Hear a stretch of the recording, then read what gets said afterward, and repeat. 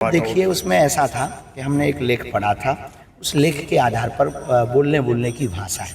हम कभी भी, उसके पूर्व में भी हम आ चुके थे महाराष्ट्र, संत तुकाराम भगवान के बारे में जानते, संत ज्ञानेश्वर महाराज के, जितना समझ है, जितना पढ़ पाया, कभी हमने किसी संत को नहीं बोला।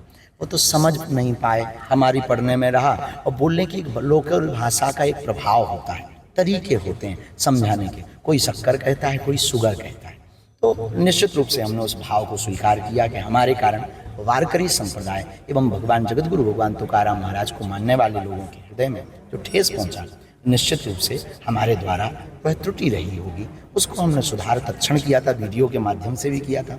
और हम आपको बता दें, आचार्य परंपरा के साधक हैं, और कोई भी महात्मा परंपरा का आदमी किसी संत का विरोध करे, वो संत का शिष्य हो ही नहीं सकता। विरोध किसी संत का कोई व्यक्ति करे शिष्य, तो वो संत का चेला हो ही नहीं सकता। हम भारत हिंदू राष्ट्र के लिए निकले हैं, और अपने ही संतों की महिमाओं का मनन करने की बजाय अगर विरोध करेंगे या कोई ऐसी अनर्गल बातें बोलेंगे, तो ये जो दूसरे पश्चिमी सभ्यता वाले हु अल्लाह वाले हैं, ये तो फिर प्राण ही खा जाएंगे।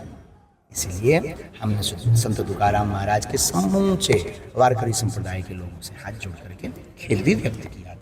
और पूरा परिकर बहुत अच्छा है, व्यवस्था बहुत अद्भुत, यहाँ की प्रशासन व्यवस्था बहुत प्यारी, सबको बहुत बहुत साधन। सर, आपको कैसा लगा? बहुत अद्भुत, प्राचीन है, अद्भुत है। कभी ठाकुर जी ने चाहा, जगतगुरु तुकाराम महाराज की कृपा हुई, हम भगवत चर्चा भी सुनाएंगे।